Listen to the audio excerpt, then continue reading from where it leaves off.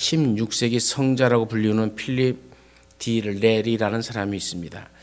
이분은 당시 최고의 대학이었던 이 컨티넨탈 대학의 교정을 걷다가 한 청년을 만납니다. 그리고 그 청년과 대화를 나누죠. 그 청년에게 이 레니는 이렇게 묻습니다. 왜 이 학교에 왔느냐? 그러자 청년이 대답하죠. 법률 공부를 하기 위해서 왔습니다. 그러면 대학 공부를 다 마치면 무엇을 할 것인가? 저는 끝까지 공부해서 박사학위를 따겠습니다. 그럼 박사학위를 따서 무엇 하려고? 이 아주 힘든 문제를 몇 개 맡아서 웅변과 지식으로 멋지게 변호해서 많은 사람들의 관심과 명성을 얻고 돈을 많이 벌 것입니다. 그 다음에는 돈을 많이 벌어서 부자가 되고 부자가 된 후에 아름다운 아가씨를 얻어서 결혼하겠습니다. 그 다음은 결혼해서 자녀를 키워야죠. 그 다음에는 명성과 재물을 소유한 그 모든 걸 가지고 평안히 살겠습니다. 그 다음에는 또 뭘 할 것인가? 그 다음에는 내가 아마 늙어 죽겠죠? 그 다음엔 또 어떻게 될 것 같은가? 그래서 이 청년은 아무 말도 못했답니다. 오늘 우리가 살아가면서 우리라면 이 마지막 질문에 무엇이라고 대답하겠습니까? 성경은 분명히 우리에게 말을 하죠. 우리가 말하지 않아도 우리가 알아요. 한 번 죽는 것은 사람에게 정해진 것이라고. 그 후에는 심판이 있을 것이다. 히브리서 9장 27절에 있는 말씀이죠. 우리 주님은 믿지 않는 자들은 영벌에, 의인들은 영생에 들어갈 것이라고 마태복음 25장 26절에서 말씀하고 있습니다. 성경이 사람은 죽으면 그것으로 죽음 자체로 끝나는 것이 아니라 분명히 죽은 이후에 가야 할 지옥과 천국이 있다라고 말씀을 해주고 있습니다. 그러나 이 세상에는 이 십자가의 도를 믿지 않는 자들이 있습니다. 그들은 영적 세계를 믿지 않는 사람들입니다. 천국과 지옥이 있다고 하면은 거짓말이라고 믿지 않는 사람들이죠. 인간이 죽으면 그것으로 끝이고 그것으로 다 없어진다. 천국과 지옥에 대해서 이야기를 하면은 이성이 있는 사람에게는 웃기는 이야기가 돼버리고 멍청한 사람에게는 공갈 협박이 된다고 말하는 사람들도 있습니다. 과학이 발달하지 못한 그 미개의 시대에 쓴 책을 바탕으로 믿는 이 신화적 사고라고 비아냥거리는 사람들도 있습니다. 이 태양계 속에는 지구 외에는 사람이 살기에 적당한 곳이 한 군데도 없는데 어디에 실존하는 천국이 있냐라고 얘기합니다. 지구로부터 조금만 더 멀어지면 얼어 죽을 것이요, 지구로부터 태양과 조금 가까워지면 불타 뜨거워서 죽을 것인데 인간이 살만한 데가 없지 않느냐라고 얘기합니다. 과학 문명이 이렇게 발달했는데도 그런 말을 하고 살면 순진하고 덜 개화된 무식한 사람으로 취급되어지기도 합니다. 또 어떤 사람들은 그렇죠. 천국과 지옥이 있느냐? 있으면 가봤냐? 오늘 성경이 기록할 당시에도 마찬가지입니다. 소크라테스, 아리스토텔레스, 그 헬라 철학이 아주 발달되었을 때입니다. 지금처럼 발달되지는 못했지만 나름대로 과학도 발달되어서 과학 지식이 있었습니다. 그 당시나 지금이나 마찬가지지만 어떤 진리를 깨닫는 것은 과학적 사실을 통해 깨달을 수도 있죠. 그러나 과학적 실험과 검증을 통해 깨닫는 것은 한계가 있습니다. 세상에는 실험 가능한 물질적 세계만 존재하는 것이 아니라 이 정신의 세계, 영적 세계가 있는 것이죠. 과학이 모든 것에 대한 해답을 주는 것이 아니란 얘기입니다. 과학으로 탐구할 수 없는 것을 알기 위해서 철학이 필요한 것이죠. 철학은 그 당시에도 많이 발달되었습니다. 존재하지만 과학적 실험으로 증명하지 못하는 것을 설명하기 위해서죠. 인간의 정신이나 우주의 기원 같은 것을 과학으로 증명할 수가 없습니다. 그래서 과학이 우주를 증명하는 것은 설입니다. 하나의 이야기 있는데 우리는 과학이라 얘기하면 그것은 진리인 줄 믿어요. 이런 설이다라고 얘기하는 것이죠. 그래서 과학이 증명하지 못하는 것을 철학이 합니다. 그러나 철학으로도 규명하지 못하는 영적 세계가 있습니다. 그래서 신학이 필요한 겁니다. 인간의 기원, 인간의 구원, 인간의 행복, 세상의 종말 이후의 세계 등과 같은 것은 신학으로 설명할 수밖에 없는 것이죠. 우주를 만드시고 인간을 만드신 하나님이 설명해 주어야만 비로소 알 수 있는 것들입니다.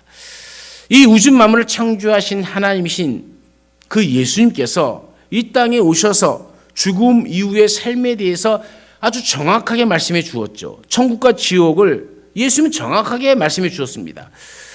마태복음 10장 28절에는 몸은 죽어도 영혼은 능히 죽이지 못하는 자들을 두려워하지 말고 오직 몸과 영혼을 능히 지옥에 멸하는 자를 두려워하라 이렇게 얘기합니다. 사람은 죽으면 과학적으로 몸은 죽일 수 있지만은 아무리 과학적으로 몸을 죽여도 우리의 영혼은 죽일 수가 없어요. 그러나 하나님은 우리의 몸과 영혼을 능히 지옥에 던져서 멸하실 수 있는 분이라는 것이죠. 정말 우리가 두려워할 것은 과학이나 이 세상의 정부나 이 세상의 권력을 두려워할 것이 아니라 하나님을 두려워하고 하나님을 경외하라 하신 말씀입니다. 마가복음 9장 48절부터 49절에는 거기는 구더기도 죽지 않고 불도 꺼지지 아니한다라고 얘기합니다. 거기가 어디입니까? 지옥입니다. 우리 주님께서 얘기하시는 겁니다. 이 지옥이란 곳은 구더기도 죽지 않고 불도 꺼지지 아니하고 사람마다 불로써 소금 치듯함을 받을 것이다. 이렇게 지옥에 대해서 분명히 말씀하고 있는 것이죠. 그러면 왜 이렇게 예수님이 명확하게 말씀해 주었는데도 알지 못하고 믿지 못합니까? 첫 번째는 인간의 지혜로 십자가의 도를 알 수 없기 때문에 그래요. 지혜는 소피아라고 얘기합니다. 어떤 사물을 인지하고 이해하는 능력입니다. 자, 보세요. 이게 뭐죠? 그게 인지라는 겁니다. 컵이라는 것이 인식했죠? 그러면 컵은 어디다 써요? 잘 모르시는 거 내가 시범을 볼게요. 이렇게 물 먹을 때, 뭐 액체 흘러나오는 것을 담아 먹을 때 쓰는 것이죠. 이것을 아는 것을 소피아, 지혜라고 얘기합니다. 그럼 총명은 뭡니까? 총명은, 이 총명이란 말은 휴네시스란 말을 써요. 자, 보세요. 이게 분명히 컵이죠.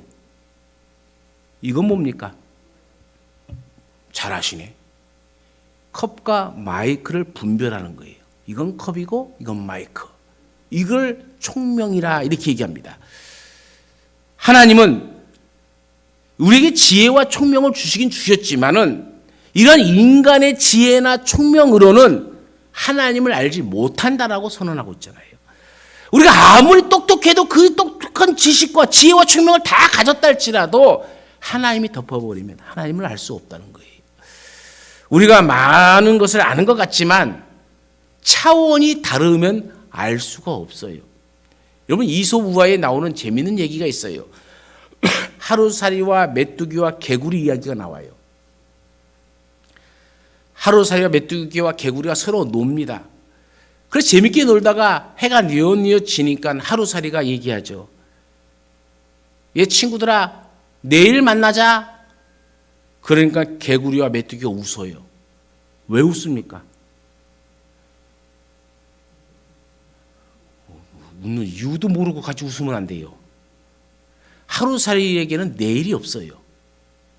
그 내일이 없는 존재가 내일 만나자 하니까 웃죠.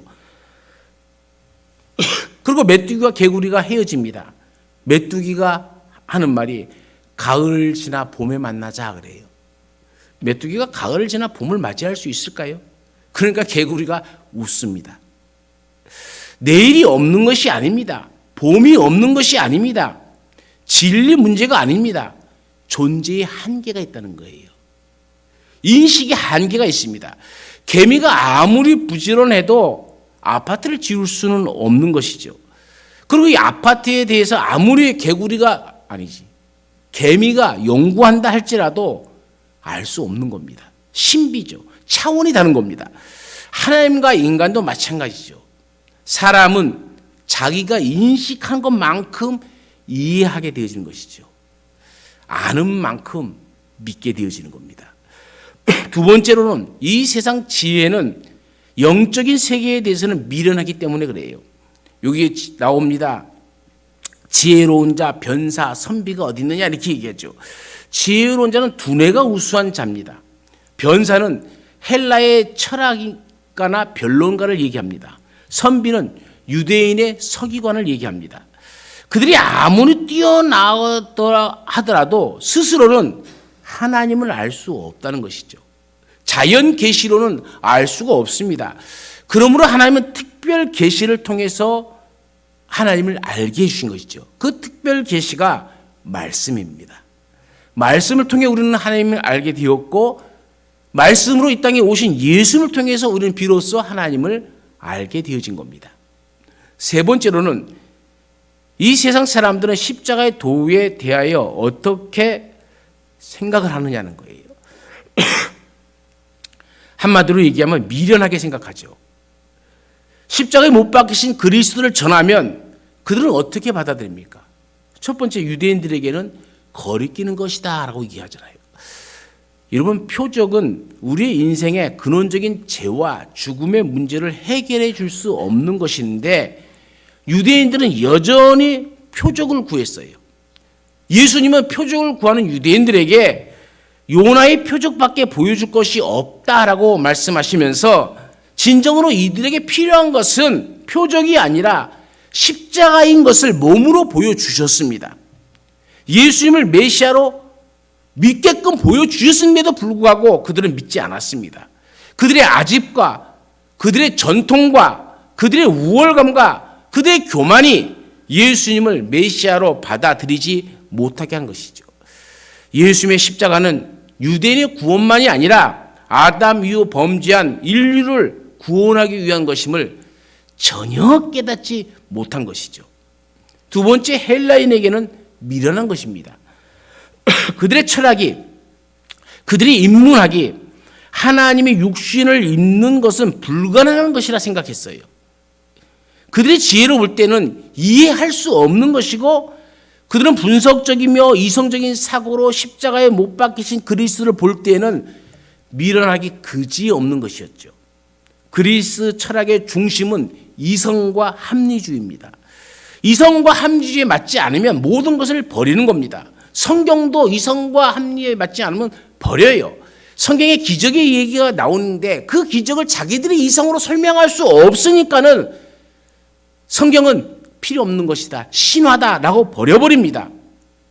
하나님의 창조도, 동정녀 탄생도, 예수님의 부활도 내 머리로 이성적으로 합리적으로 설명할 수 없기 때문에 받아들일 수가 없는 거예요. 왜 그렇습니까? 자기 자신의 이성을 과신하기 때문에 그래요. 성경은 이런 사람들에 대해서 한마디로 시편 10편 4절에서는 악인의 교만이라 이렇게 얘기하고 있고, 시편 14편 1절에서는 어리석은 자는 하나님이 없다도다 하면서 어리석은 자라고 표현하고 있어요. 보이지 않는다고 존재하는 것이 실존하지 않는 것은 아니지 않습니까? 내가 경험하지 못했다고, 내가 이해되지 않는다고 존재하는 것이 없어지는 것이 아니잖아요. 예수님은 말씀하십니다. 믿지 않는 자들은 영벌에, 의인들은 영생에 들어가리라고. 여러분, 이것을 믿습니까? 십자가의 복음을 믿음으로 영생을 얻는 그 성도들이 복된 인생인 줄로 믿습니다. 여러분, 그러면 십자가의 도는 무엇입니까? 큰 두 번째로 십자가의 도는 하나님의 지혜입니다. 우리가 어떻게 십자가의 도를 알 수 있겠습니까? 21절 말씀에 보면 하나님께서 전도에 미련한 것으로 믿는 자들을 구원하시기를 기뻐하셨도다라고 얘기합니다. 전도입니다. 여기 전도라는 말은 케르그마라는 말입니다. 넓은 선포, 큰 선포, 포고, 또는 케르그마는 복음의 핵심을 나타내는 말이기도 합니다. 그걸 전하는 겁니다. 십자가의 복음을 전하는 것이 미련하게 보이지만 이것이 바로 죄인을 구원하시는 하나님의 지혜인 것이죠. 천국과 지옥을 아는 것은 하나님의 말씀을 통해 알 수 있습니다. 부르심을 입은 자들은 바로 이 지혜를 받는 거예요. 그것이 은총입니다. 제가 물어볼까요? 여러분 천국이 있습니까? 대답이 이렇게 시원찮아요? 그럼 예수님의 십자가의 죽음이 나를 구원한 줄로 믿습니까? 여러분이 믿는데 제가 세상 밖에 나가서 떠들면 미친놈 취급받아요. 왜요? 여러분은 어떻게 믿고 저들은 어떻게 못 믿습니까? 그게 은총이라는 것이죠. 은혜라는 겁니다. 하나님이 우리로 그것을 깨닫고 알게 하셨다는 거예요. 그래서 우리가 믿는 겁니다. 인간은 자기 지혜로 하나님을 알지 못한다고 성경은 분명히 얘기합니다. 지구촌에 살았던 수많은 사람들이 무수한 지혜들을 동원하여도 구원을 받을 만한 지혜는 인간에게서 나오는 것이 아니라는 얘기입니다. 로마서 3장 11절부터 12절에는 깨닫는 자도 없고 하나님을 찾는 자도 없고 다 치우쳐 한 가지로 무익하게 되어지고 선을 행하는 자는 없나니 하나도 없도다 얘기합니다. 선을 행하는 자, 이 선이 의입니다. 의를 행하는 자가 없나니 하나도 없도다 얘기합니다. 사람은 저마다의 자기 의로 살아갑니다. 그러나 그리스도의 의가 없는 이 세상의 의는 하나님께서 인정하지 않는 겁니다. 그래서 하나도 없다고 얘기하는 것이죠. 사람의 지혜로는 하나님을 알거나 찾거나 그 이름을 부르거나 섬길 수 없다는 것이죠. 일반 계시를 통해 알만한 것을 하나님 우리에게 보여주셨지만 스스로는 그것을 보고 하나님을 찾는 사람은 아무도 없다는 거예요. 그래서 하나님은 하나님을 알 수 있는 아주 특별한 방법을 택한 것인데 그것이 곧 말씀이고 특별 계시라 이렇게 얘기합니다. 우리가 말씀을 들을 때에 우리에게 주신 마음의 문이 열려지고 영안이 열려지고 그래서 성령으로 거듭나게 되어지고 그래서 예수 그리스도를 나의 주라 고백하고 하나님을 아버지라 부를 수 있게 되어지는 겁니다. 고린도전서 2장 14절 말씀에 보면은 육에 속한 사람은 하나님의 성령의 일을 받지 아니하나니 저희에게는 미련하게 보이며 또 깨닫지도 못하나니 이런 일은 영적으로야 분변함이니라. 성령의 일을 받지 아니하나니 그랬잖아요. 못 받아요. 알 수가 없는 겁니다. 성령으로 거듭난 그리스도인에 있어서 십자가에 못 박히신 그리스도는 하나님의 지혜인 것이죠. 여러분 우리가 이 과학기술처 장관을 하셨던 정근모 장로님 이야기를 아실 겁니다. 경기중학교, 서울에서 경기중학교 하면 최고의 학교였습니다. 당시만 해도. 경기중학교를 수석 입학하고 수석으로 졸업하고 경기고등학교를 수석으로 입학했습니다. 더 놀라운 것은 수석으로 경기고등학교를 입학했으면서도 그 학교를 나와서 고등학교 전 과정을 4개월 만에 검정고시로 마쳐버립니다. 그리고 서울대학교에 입학을 하게 되어져요. 천재죠. 미국 미시간 주립대학으로 바로 유학을 가서 박사 코스를 공부하여서 박사학위를 받아요. 24살에 플로리다 대학의 조교수가 되어집니다. 결혼을 해서 2딸과 아들을 두고 바쁘지만 행복하게 살았어요. 교회 다니는 아내 때문에 몇 번 따라 교회에 나갔지만 하나님이 살아계신다는 확신은 그에게 없었어요. 그러다가 하나밖에 없는 이 아들이 만성 신장염에 걸려서 그 신장은 5년이 지나면 제 기능을 상실하게 되어질 것입니다라는 진단을 받게 되어져요. 그때 비로소 자기의 지혜와 지식으로서는 아무것도 할 수 없다는 것을 깨달아요. 하나님께 기도합니다. 이 아들이 IQ 152입니다.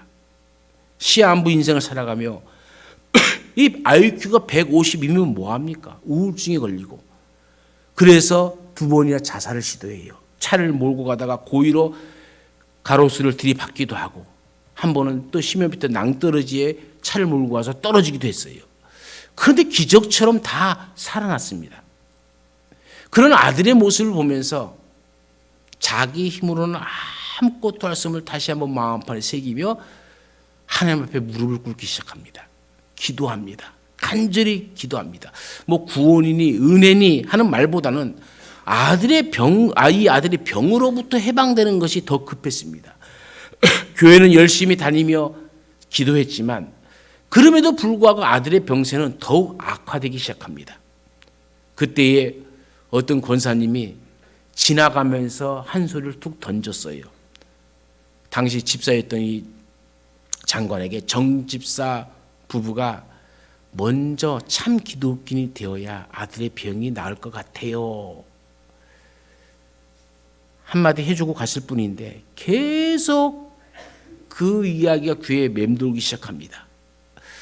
그러다가 어느 날 주일 예배 때 에베소서 2장 1절의 말씀이 마음에 확 다가옵니다. 목사님이 그 말씀을 하고 설교를 하는데 허물과 죄로 죽었던 너희를 살리셨도다. 그 말씀이 가슴을 덮치기 시작하더니 은혜의 샘이 터져버렸습니다. 예수 그리스도를 보내셔서 죽게 하심으로써 죄와 허물로 죽었던 우리를 살리셨다는 그 말씀 속에서 감추어진 그 하나님의 사랑을 절절하게 느끼기 시작합니다. 자기도 생전 흘려보지 못한 눈물이 저절로 나오기 시작합니다. 말씀 한 구절 한 구절이 예리한 비수처럼 가슴속에 파고들기 시작합니다. 그 예리한 말씀들은 눈물샘에 파고들어서 끊임없이 눈물을 쏟아냅니다. 거의 대성통곡을 하면서 울어댑니다. 체면이나 주인은 아는 것 없이 그 박사라는 사람이 하고 울기 시작합니다. 이미 시위를 떠난 화살처럼 감정을 억제할 수 없을 정도가 되어져 버립니다. 그리고 그러는 가운데 하나님의 음성이 세미하게 들려옵니다. 아들아, 너는 내 아들에 대하여 감사해 본 적이 있느냐? 그는 깜짝 놀랐습니다. 어떻게 아들 때문에 감사할 수 있는가? 다시 하나님의 음성이 들려옵니다. 내가 지금껏 큰 짐으로 생각했던 내 아들을 통해 너와 내 가족이 구원받지 않았느냐? 그는 너무나 감격해서 엉엉 울기 시작합니다. 자신의 모든 학력과 과학의 능력으로는 조금도 손을 댈 수 없는 생명의 역사 앞에서 자기 자신의 무력감을 하나님 앞에 고백합니다. 내 힘으로는 아무것도 할 수 없습니다. 오직 하나님만이 하실 수 있습니다라는 고백을 하는 것이죠. 그리고 하나님의 뜻대로만 살겠습니다라는 이 신앙의 결심을 하기 시작합니다. 그는 집에 돌아와서 아들과 가족들에게 자신의 감정을 솔직하게 고백하고 용서를 구합니다. 다섯 식구는 누가 먼저랄 것도 없이 울음을 터뜨리고 서로 손을 잡고 교대로 돌아가면서 통성으로 기도합니다. 그때부터 이 장로님의 가정과 부부는 신앙생활을 하는 것이 최대의 기쁨이 되어졌고 그 인생의 가장 우선순위가 하나님께 드린 예배였습니다. 믿음 좋은 신앙인들과 교제하는 것은 큰 즐거움이 되었습니다. 이런 삶을 살게 되어지다 보니까는 어느 순간에 아들이 모든 병에서 이기고 건강을 되찾아 버렸습니다. 결혼도 하고 자신감 넘치는 생활로 바뀌어져 버렸습니다. 사랑하는 여러분, 하나님은 보이지 않는 것 같지만 오늘도 살아서 실존하시고 세계의 역사, 나라의 역사, 개인의 역사를 조용히 섭리하고 계십니다. 오늘 그 하나님이 우리 교회를, 우리 가정을, 우리의 마음을 다스려 주시고 세상이 알지 못하는 놀라운 은혜로 우리를 인도해 주실 줄로 믿습니다. 세 번째로 십자가의 도는 하나님의 능력입니다. 십자가의 도는 어리석은 것도 무능한 것도 아닙니다. 그렇게 사람들에게 조롱받고 짓밟히고 끝나는 것이 아닙니다. 이성으로 이해되고 과학으로 논증되어지는 것이 아닙니다. 18절과 24절을 읽어보면 십자가의 도가 하나님의 능력임을 선포합니다. 여기서 도라는 말은 헬라어 호 로고스라는 말입니다. 호라는 것은 정관사 그, 유일하다, 오직 그것밖에 없다는 뜻이고 로고스는 말씀인 것이죠. 그러니까 이 도라는 것은 십자가에 관한 말씀, 십자가를 통해 구원받게 되는 진리, 즉 십자가 외에는 복음이 없다는 이겁니다. 복음이 무엇이냐 하면은 이는 성경대로 그리스도께서 고난과 대속의 십자가를 지시고 죽으사 장사 지낸 바 되었다가 성경대로 사흘 만에 다시 부활하신 역사적 사실이 바로 복음이죠. 죽음에서 살아나는 겁니다. 죄 용서를 받는 겁니다. 하나님의 능력이라고 할 때 이 능력이란 말은 헬라어로 듀나마스라는 말입니다. 이 말이 듀나마스라는 말에서 나온 말이 다이너마이트라는 말입니다. 여러분 다이너마이트는 어때요? 다이너마이트 못 봤어요? 길쭉해갖고 바위에다 구멍을 꾹 뚫고 다이너마이트 하나 턱 놓고 불 턱 켜면은 씩 하고 쾅 터지죠. 그러면서 깨어지지 않을 것 같은 금 바위 같은 것들이 꽝 깨져서 푹 주저앉게 되잖아요. 이걸 뭐라고 그러냐면 폭발력이라고 얘기해요. 다시 말하면 하나님의 능력이란 것은 하나님의 폭발력입니다. 깨어지지 않을 것 같은 우리의 강박함이 하나님의 능력으로 순간 꽝 깨져버리는 거예요. 믿지 않을 것 같은 사람이 하나님의 능력으로 그 안에서 믿음이 폭발해버리는 겁니다. 오늘도 수많은 사람들이 이 십자가의 능력 앞에서 변화되어져 가고 있는 겁니다. 우리가 민선의 양이라고 아십니까? 잘 모르시는 모양이네요. 원더걸스는 아세요? 원더걸스의 리더가 선혜잖아요. 선혜. 이 선혜의 양이 성이 민씨입니다. 그래서 민선혜예요. 선혜라고 얘기하면 쉬웠을 텐데 우리가 한참 뭐 갈 때 동네 지날 때마다 노래가 들렸죠. Tell me, tell me, tell me 뭐 또 뭐 nobody, nobody 뭐 하면서 노래들. 바로 그 노래를 부른 리더입니다. 이분이 IT 선교사와 결혼을 해서 선교를 한다는 이야기는 아십니까? 그 인기, 그 명예를 다 내려놓고 어려운 나라, 지진으로 폐허가 된 IT에 가갖고 봉사를 하다가 캐나다에서 온 선교사를 만나서 하나님이 떠난 둘이 결혼을 했고 캐나다에 살다가 지금은 한국에 들어와서 삽니다. 그 캐나다의 선교사는 한국인이에요. 여러분 무엇 때문이겠습니까? 십자가의 능력 때문입니다. 여러분 이 선의 양은 어렸을 때에 가출 경험이 있을 정도로 아버지와 사이가 멀어진 사람이죠. 학생의 수련회에서 그냥 아무 생각 없이 갔다가 그 수련회에서 예수님을 영접하고 그 은혜 받고 기도하고 소원한 것이 내가 하나님 가수가 되어지면 하나님께 영광 돌리는 찬양을 꼭 드리겠습니다라는 소원을 하고 할머니 손에 키움받은 아픈 가족사가 있지만은 십자가의 능력으로 그 음을 다 듣고 일어서서 지금은 선교사의 아내가 되어서 또 자기의 활동을 하면서 늘 이름도 없이 빛도 없이 자기가 도움을 베풀 수 있는 가서 돕고 사는 그런 아름다운 모습으로 살아갑니다. 여러분 십자가는 구원의 능력이 있습니다. 18절 말씀해 보십시오. 십자가의 도가 멸망하는 자들에게는 미련한 것이로되 구원을 얻은 우리에게는 하나님의 능력이라고 하셨잖아요. 십자가는 죽음을 정복해버립니다. 죽은 자를 살리는 능력은 바로 십자가밖에 없습니다. 공자가 죽은 자를 살립니까? 석가가 죽은 자를 살립니까? 소크라테스가 아니면 아리스토텔레스가 죽은 자를 살릴 수 있겠습니까? 오직 예수 그리스도 뿐입니다.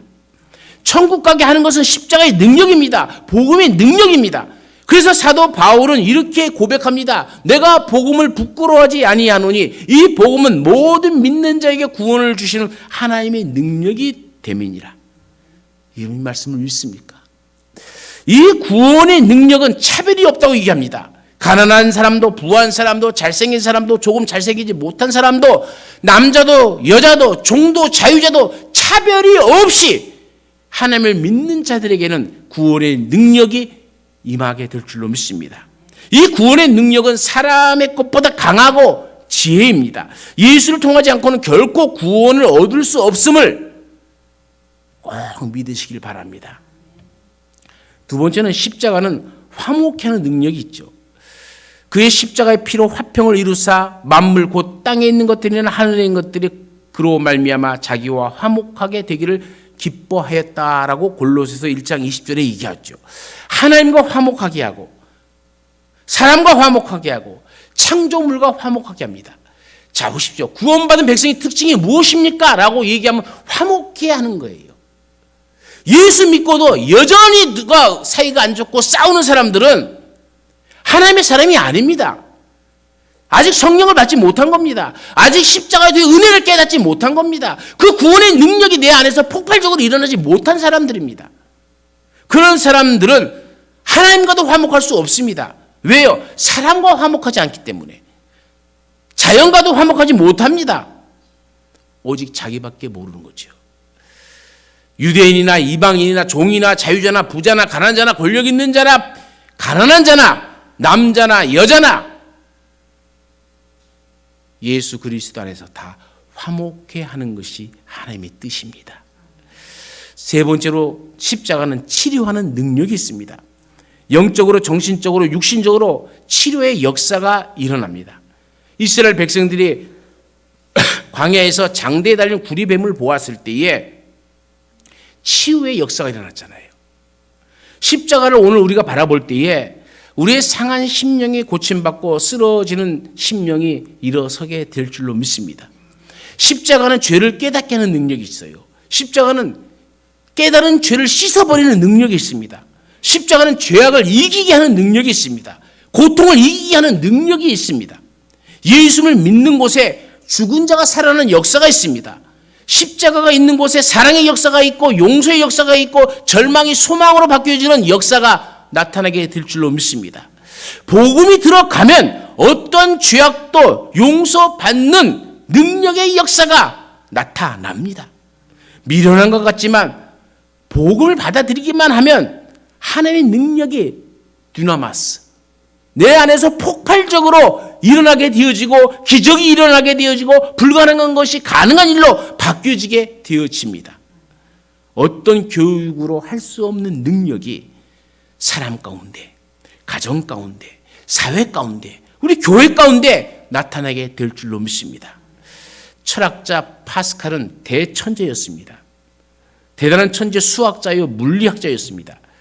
참으로 희귀한 천재라 할 정도였습니다. 12살 때 논문을 쓰기 시작했고 15살 때 유럽의 모든 지성인들을 감동시킬 정도로 대단한 사람입니다. 당시 계몽주의 시대 아니었습니까? 파스칼의 주변에 많이 있는 사람들은 밤낮 책상에 앉아서 하나님이 무엇이냐를 질문했습니다. 파스칼도 그의 탐구를 했습니다. 그런 탐구를 하다가 병에 걸려버렸습니다. 그리고 그 병 때문에 그는 기도하기 시작하고 성령 체험을 하게 되어집니다. 32살 때 기적적으로 하나님을 만나는 경험을 하게 되어집니다. 그가 예수를 믿고 하나님을 만났을 때 고백한 글을 썼습니다. 그리고 그것을 자기 평생 가슴에 품고 자기 안주머니에 넣고 살았다고 합니다. 그 글의 내용은 이겁니다. 아브라함의 하나님, 이삭의 하나님, 야곱의 하나님은 철학자나 과학자의 하나님은 아닙니다. 확신, 사랑, 기쁨, 평화, 의로우신 아버지이십니다.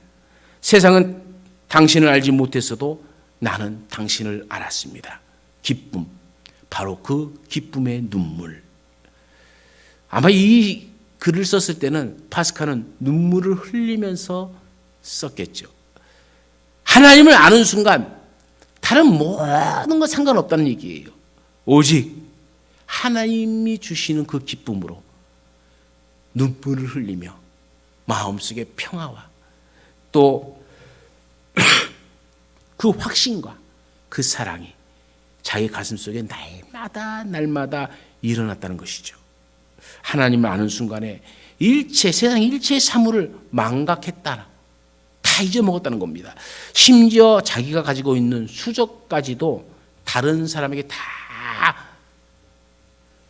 물려준 다음에 그는 뜨겁게 하나님의 영광을 위해 살다가 하늘나라로 갔습니다. 이번 주간은 주님의 십자가를 지시기 위해 예루살렘에 입성하고 고난을 당하신 고난주간입니다. 십자가는 복음의 핵심이고 고난은 복음의 방식입니다. 십자가의 복음은 고난을 통해서 세상 가운데 나타났습니다. 예수님은 가난과 고난, 멸시와 천대, 핍박과 죽음의 과정을 거쳐서 우리를 구원했습니다. 예수님의 그 십자가가 능력입니다. 지혜 있는 자들에게는 미련하게 보일지라도 그 십자가가 구원을 주고 평안을 주고 우리의 상한 심령들, 우리의 병든 육체도 깨끗하게 치유해 주는 겁니다. 우리 모두 이 고난주간을 천국에 대한 소망을 가지고 우리에게 주어진 크고 작은 그 십자가를 감사함으로 지고 그 십자가를 증거하며 살아가는 이 고난의 주간이 되어지기를 간절히 축원합니다. 우리 다 같이 통성으로 기도합니다. 십자가는 하나님의 능력이요 지혜임을 알면서도 올바르게 믿지 못한 죄를 고백하십시오. 하나님은 전도에 미라는 것으로 믿는 자들을 구원하기를 기뻐하셨는데 나는 이 하나님의 일을 얼마나 동참하고 있었던지 전도하지 못한 우리의 죄를 고백하십시오. 그리고 우리의 삶 속에서 십자가의 삶을 살아서 우리 삶 가운데 구원의 능력이, 화목케 하는 능력이, 치료하는 능력이 나타나기를 다 같이 통성으로 기도합니다. 거룩하신 하나님 아버지, 주의 은혜와 사랑에 감사함을 드립니다. 이 한 주간 고난의 주간을 지나면서 아버지 주님 우리를 위하여 십자가에 피 흘리신 사건들을 기억합니다. 아버지여, 하나님께서는 이 십자가의 도를 통해서 우리를 구원하기를 기뻐하셨습니다. 이 십자가 안에 능력이 있음을 우리는 깨닫습니다. 십자가는 하나님의 능력이요 하나님의 지혜임을 알면서도 우리는 바르게 믿지 못하고 항상 내 중심으로 모든 것을 생각하고 판단하고 이성적이고 합리적이 아니면은 그것을 우습게 알아버렸던 내 자신의 삶을 돌이켜 회개하며 주 앞에 용서를 구합니다. 이제는 바르게 믿겠습니다. 이제는 주님만을 바라보며 믿겠습니다. 주님은 능력임을 믿습니다라는 고백 가운데 오늘도 우리가 살아가게 하여 주옵소서. 하나님은 전도에 미련한 것으로 구원받는 사람들이 많아진 것을 기뻐하셨는데 우리는 이 일에 대해서 너무나도 게으르게 살았습니다.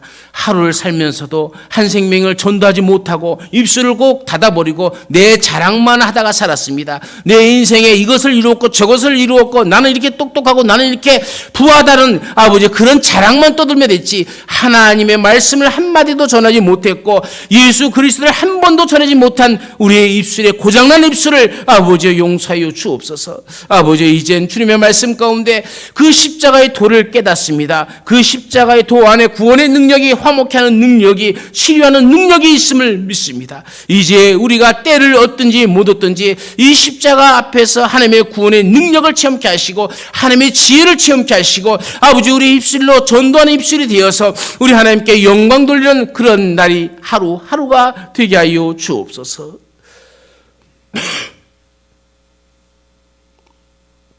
우리 가운데 그 큰 능력과 그 큰 고통을 통하여 하나님의 사랑을 나타내 주셨고 우리를 구원해 주셨건만 우리는 십자가가 하나님의 능력이요 지혜임을 알면서도 어떻게 하면 그 십자가 짐을 피하고 도망 다닐까? 어떻게 하면 안 지고 이길 수 있을까? 잔머리만 많이 굴렸던 우리의 모습, 내 모습을 회개합니다. 주님 십자가 안에 구원의 능력이 있는 것처럼 내게 주신 십자가 안에 바로 그 구원의 능력이 화목하는 능력이 치유하는 능력이 있음을 믿습니다. 이것을 우리가 기꺼이 감사함으로 짊어지게 하여 주옵소서. 하나님은 전도에 미련한 것으로 믿는 자들을 구원하기를 기뻐하셨는데 그 일을 위해서 나를 먼저 부르셨는데 우리는 전도라는 하나님의 복음을 전하는 입술을 닫아버리고 내 잘난 입술만을, 스스로 자랑하는 입술만을 자랑하며 떠들어댔던 모습을 회개합니다. 이제는 내 자랑이 아니라 하나님을 자랑하며 십자가의 도를 증거하며 살아가는 내 삶이 되게 하여 주옵소서. 그리하여 우리가 살아가는 날 동안 언제 주님 우리를 부르실지 모르지만 이 모든 십자가의 도의 길을 걸음으로 말미암아 구원의 능력이, 화목케 하는 능력이, 치료하는 능력이 내 삶 속에 나타나서 하나님께 영광 돌리는 우리의 모습이 되게 하여 주옵소서. 언제나 우리와 함께 하시는 예수님의 이름으로 기도드리옵나이다.